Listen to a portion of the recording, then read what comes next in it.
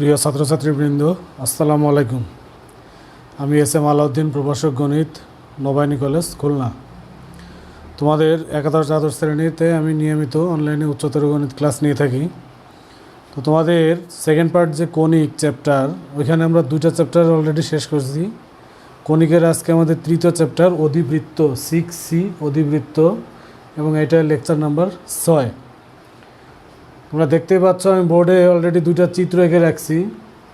অধিবৃত্তের figure দেখতে অনেকটা এরকম। প্রথমে আগে এক্স অক্ষ আর ওয়াই অক্ষ টানবা, টানার পরে দুই দিকে দুইটা পরাবৃত্ত আঁকবা। দেখো, এই একটা পরাবৃত্ত, এই একটা পরাবৃত্ত। তারপরে এক্স অক্ষ এবং ওয়াই অক্ষ যে বিন্দুতে ছেদ করছে ওইখান থেকে এদিকে একটা সরল রেখা টানছি, এদিকে একটা সরল রেখা টানছি। এই রেখা দুইটা নতুন আমাদের কাছে এবং এদের নাম আছে, এদেরকে বলা হয় অসীম তট।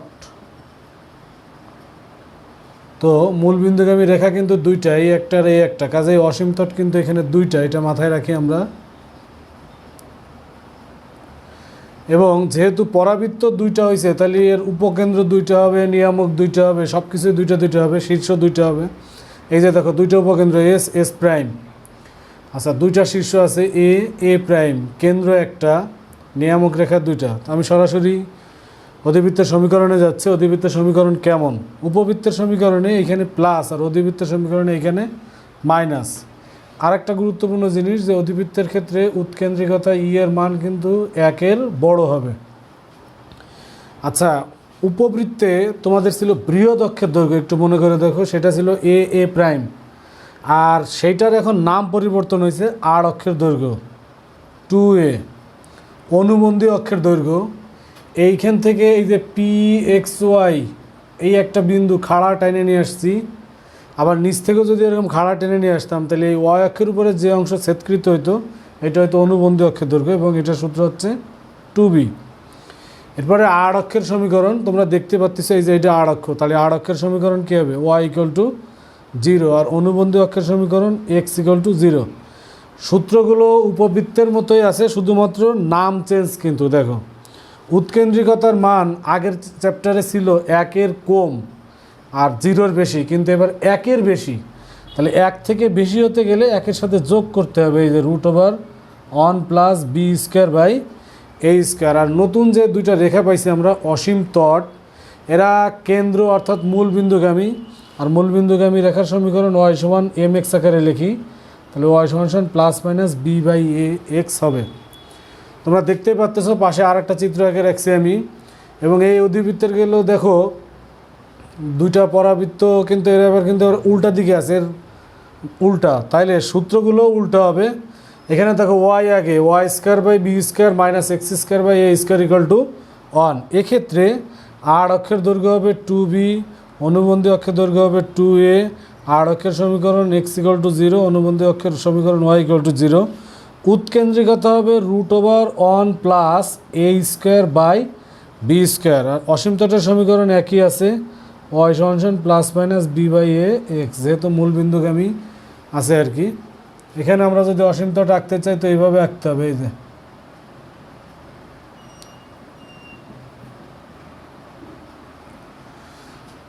এখন এই চ্যাপ্টারে আরও সূত্র আছে, সেইগুলো আমি কেন লিখলাম না, এখানে আরও 7-6টা সূত্র আছে। যে সূত্রগুলো হুবহু আগের চ্যাপ্টারের কপি পেস্ট, একদম কার্বন কপি হবে, এই কারণে আমি সূত্র লিখে সময় নষ্ট করতেছি না। বাকিগুলো আগের চ্যাপ্টারের মতো, যেমন আমি এখানে সূত্র লিখি নাই, কিন্তু কেন্দ্র কত? 0 0। শীর্ষ কয়টা? দুইটা। শীর্ষদ্বয়ের সূত্র কী হবে? Plus minus a0। এরপরে তোমার উপকেন্দ্রিক লম্বের দৈর্ঘ্য 2b স্কোয়ার বাই এ, উপকেন্দ্রিক লম্বের সমীকরণ, ইত্যাদি ইত্যাদি আরও কিছু সূত্র আছে যেগুলো হুবহু আগের চ্যাপ্টারের মতো। আমি এখন তোমাদের সরাসরি অঙ্কে নিয়ে যাচ্ছি। দেখো, আমরা আজকে যে সূত্র শিখলাম এইগুলো অ্যাপ্লাই করে আমরা অঙ্ক করতেছি আজকে।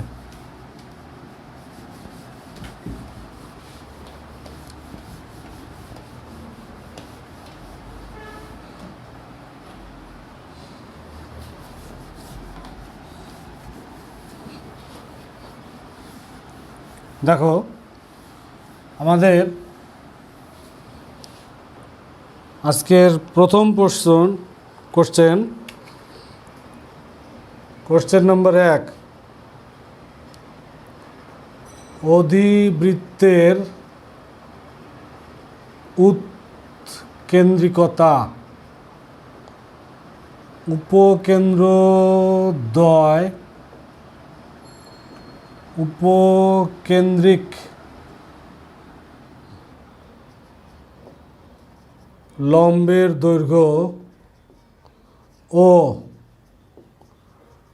নিয়ামক দ্বয়ের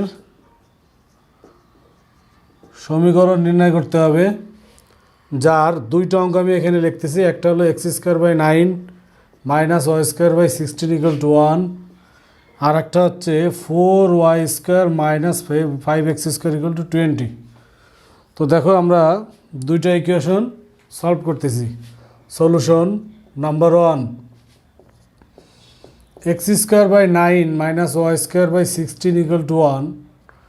এই x²/9-কে 3-র স্কোয়ার লেখা যায়, y²/16-কে 4-এর স্কোয়ার লেখা যায়, আবার এটাকে লেখা যায় x²/a² - y²/b² = 1। যেখানে তুমি 3, 4-এর পরিবর্তে a b নিয়ে আসছো, তাহলে a = 3, b = 4। এই এ বি রেডি থাকলে এই চ্যাপ্টারের যে কোনো প্রশ্নের অ্যান্সার আমরা দিতে পারবো। যেমন প্রথমে চাইছে উৎকেন্দ্রিকতা, তাহলে অতএব উৎকেন্দ্রিকতা E = √1 + b²/a²।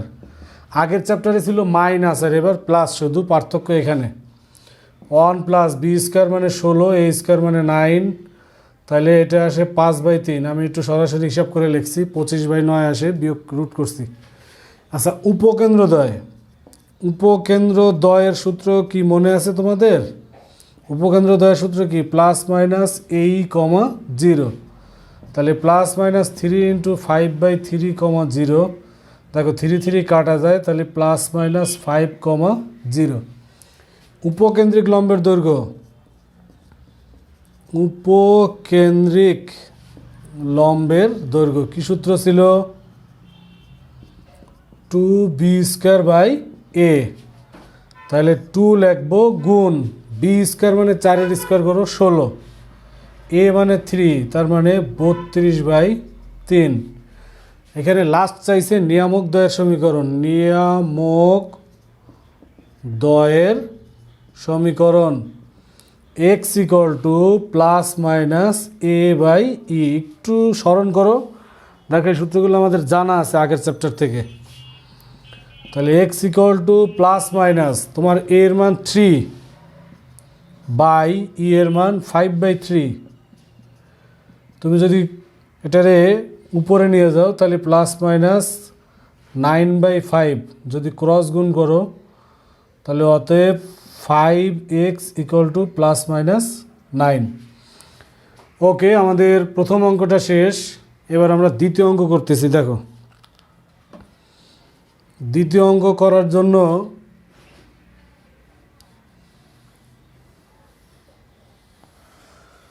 একটু খেয়াল করো, দ্বিতীয়টা অঙ্কটা পার্থক্য কোথায় আগের অঙ্কের থেকে? এখানে দেখো আগে এক্স আর এখানে আগে ওয়াই, তার মানে এটা আমাদের সেকেন্ড যে সূত্রগুলো শিখছি ওইগুলো অ্যাপ্লাই হবে, যেহেতু এখানে অধিবৃত্তটা উল্টা আছে। দেখো সমীকরণটা, তো আগে আমরা এটাকে একটু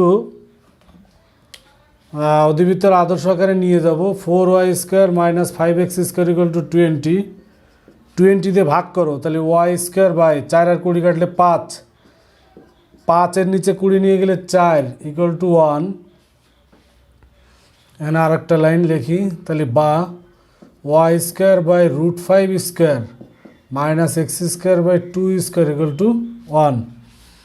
তাহলে বা y²/b² - x²/a² = 1, যেখানে a হচ্ছে 2 আর b হচ্ছে √5। এইবার সূত্র কি একই থাকবে? নিশ্চয়ই, সমীকরণ উল্টে গেলে সূত্রগুলো উল্টে যাবে। তাহলে এখানে উৎকেন্দ্রিকতা হবে E = √, কি হবে 1 প্লাস, বলো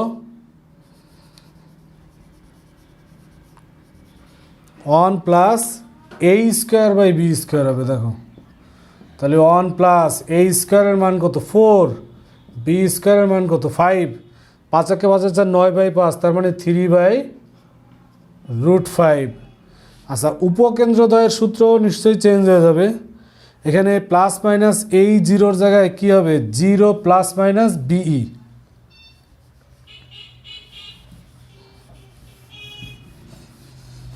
দেখো উপকেন্দ্রদ্বয় হবে 0 প্লাস মাইনাস বিই, তার মানে 0 প্লাস মাইনাস √5 ইন্টু 3/√5, তার মানে 0 প্লাস মাইনাস 3। উপকেন্দ্রিক লম্বের দৈর্ঘ্য আগেরটা লিখছি 2b²/a, এখানে কী হবে তাহলে 2a²/b, 2 গুণ a² মানে 2 এর স্কোয়ার 4, b মানে কত √5, তার মানে 8/√5। নিয়ামক দেওয়ার সমীকরণ আগের অঙ্কে ছিল x = প্লাস মাইনাস a/e, তাহলে এখানে কী হবে y = প্লাস মাইনাস b/e, তাহলে y = প্লাস মাইনাস √5 বাই ই এর মান কত 3/√5,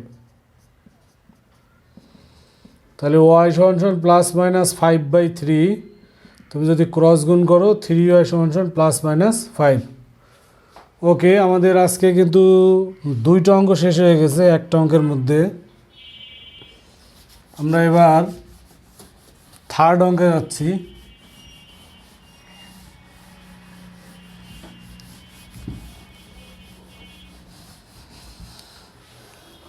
খেয়াল করো এবার প্রশ্নটা এরকম, question number 2, 4x² - 5y² - 16x plus 10y - 9 = 0। এটা বুঝতে পারতেছে এর অধিবৃত্ত, এইটার নির্ণয় করতে হবে তোমাদের কেন্দ্র, শীর্ষ,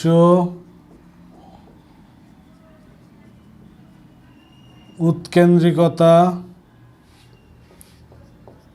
উপকেন্দ্রিক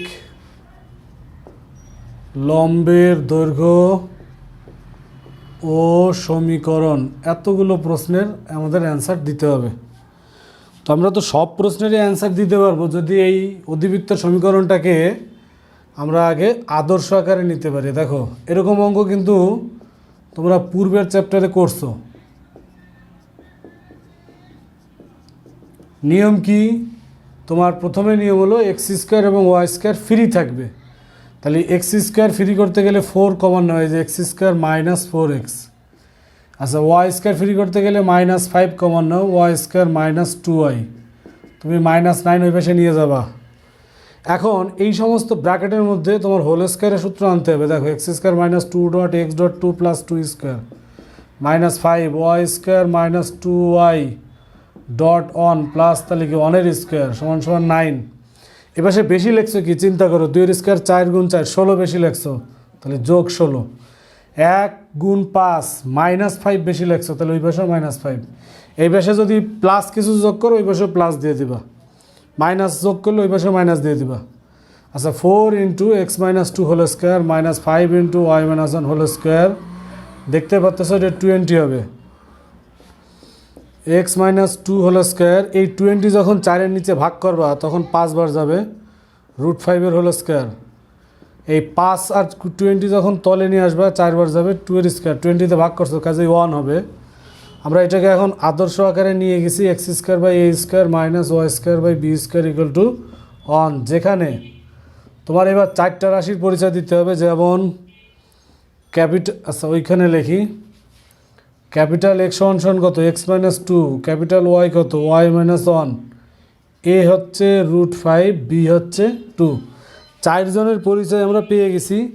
এবার যে কোনো প্রশ্নের অ্যান্সার দিতে পারবো। প্রথমে চাইছে কেন্দ্র, কেন্দ্র তো মূলবিন্দু, তার মানে কি x = 0 y = 0।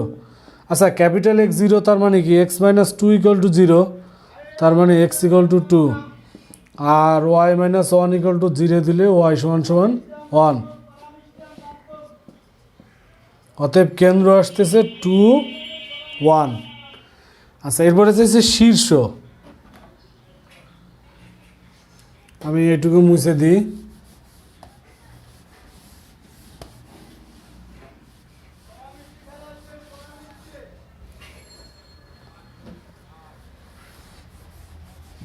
ওকে, শীর্ষ আর একটু বোর্ডটা মুছে নিই।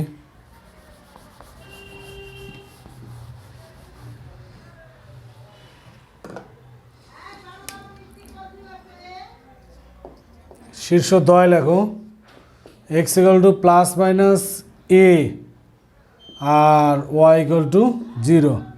আচ্ছা, ক্যাপিটাল এক্স মানে কত? X minus two plus minus a মানে কত? √5। তাহলে x equal to 2 plus minus √5, আর ক্যাপিটাল ওয়াই 0 আমরা করছি, একটু শর্টকাটে লিখতেছি, অতএব y ইকুয়াল টু 1।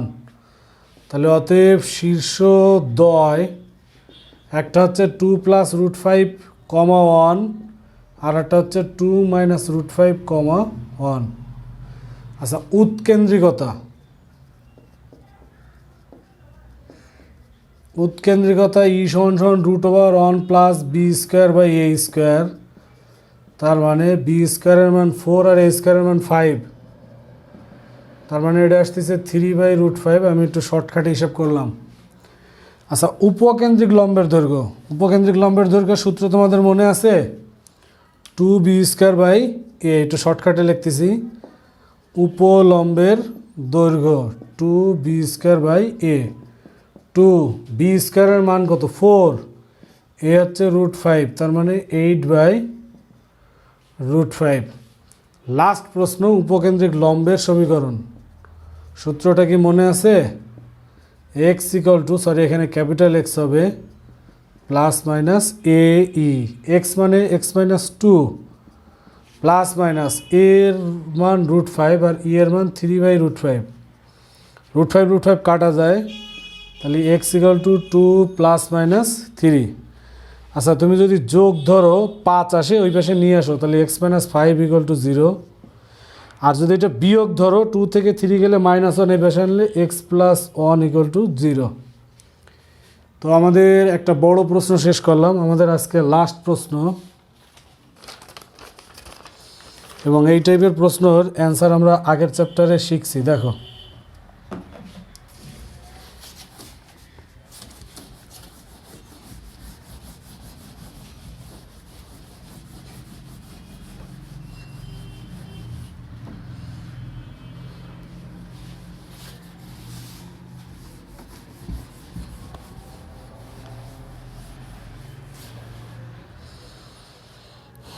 আমাদের কোশ্চেন নম্বর 3, আজকে লাস্ট প্রশ্ন,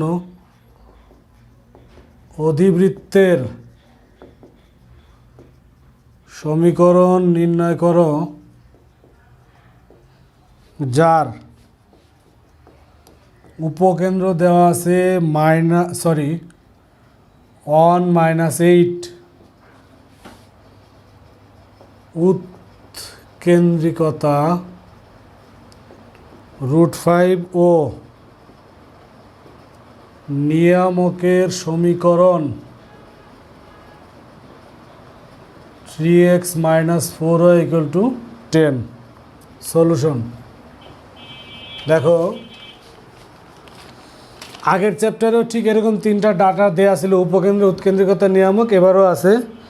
তাহলে সমীকরণ বের করার ট্রিক্সটা একই রকম হবে। আমি একটু তোমাদের চিত্র রাখতেছি, জাস্ট এদিকে একটা, এদিকে একটা, এই হচ্ছে তোমার নিয়ামক। এই অধিবৃত্তের উপরে যে কোনো বিন্দু এস নাও, এই উপকেন্দ্র এস নাও, যে কোনো বিন্দু পি নাও, PM খাড়া লম্ব টানো, এটা জেড দাও, যা আঁকছি জাস্ট এটুকু আঁকলে হবে, তোমার সমস্যা নেই। নিয়ামক এই পাশে আরেকটা আছে, উপকেন্দ্র এই পাশে আরেকটা আছে। ধরি অধিবৃত্তের উপকেন্দ্র কি দিয়ে প্রকাশ করে? এস দিয়ে, 1-8। উৎকেন্দ্রিকতাকে কি দিয়ে প্রকাশ করে? ইসেন্ট্রিসিটি, ই দিয়ে প্রকাশ করে, √5। আর নিয়ামক দেখতে পাচ্ছেন MZ, নিয়ামক MZ রেখার সমীকরণ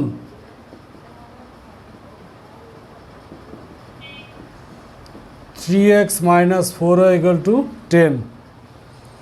এরপরে একটা কমন ডায়লগ আছে, অধিবৃত্তের উপর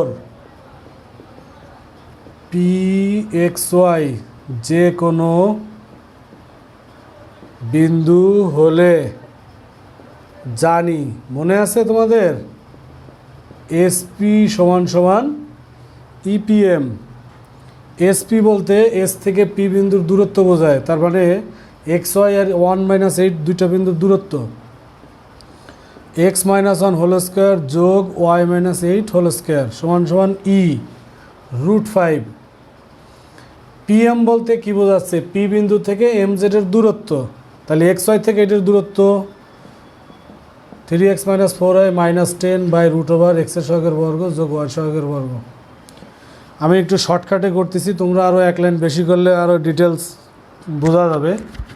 যেমন আমি যদি আগে বর্গ করি, এইটার বর্গ শুধু 5 আর এইটার বর্গ 25, 5 আর 25 কাটাকাটি করলে এখানে 5 থেকে এই পাশে উঠায় আনছি। এবার আমি বর্গ করতেছি, x² যোগ y² - 2x - 16y। আচ্ছা সরি, এটা ওয়াই প্লাস 8 হোল স্কোয়ার হবে, যেহেতু এখানে মাইনাস আছে তাহলে এখানে প্লাস 16y হবে। এটা 64 আসে আর এটা 1 আসে, তাহলে প্লাস 65। এই তিনটা রাশির হোল স্কোয়ার করতে হবে। প্রথমে যার যার square 9x² plus 16y² plus 100 minus 3 4 12 দুগুণী 24xy মাইনাসে মাইনাসে প্লাস 80y মাইনাস 60x।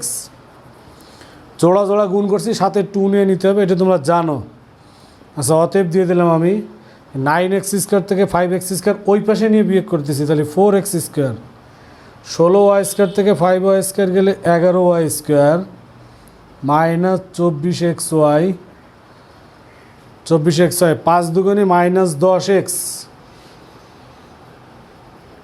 5 দুগুণে মাইনাস 10x এ বসে গেলে প্লাস 10, প্লাস 10 থেকে 60 গেলে মাইনাস 50x। 5 ষোলং 80 হয়, এখানে 80 হয় কাটা যায়। 65 আর 5 325 থেকে 100 বিয়োগ, তার মানে মাইনাস 225 ইকুয়াল টু 0। ইহাই অধিবৃত্তের সমীকরণ। ওকে প্রিয় ছাত্রছাত্রী, তোমাদের অধিবৃত্তের আর একটা লেকচার, অর্থাৎ আগামীকালকে আমার অধিবৃত্ত শেষ হয়ে যাবে, অর্থাৎ প্রি টেস্টের সিলেবাস শেষ হয়ে যাবে।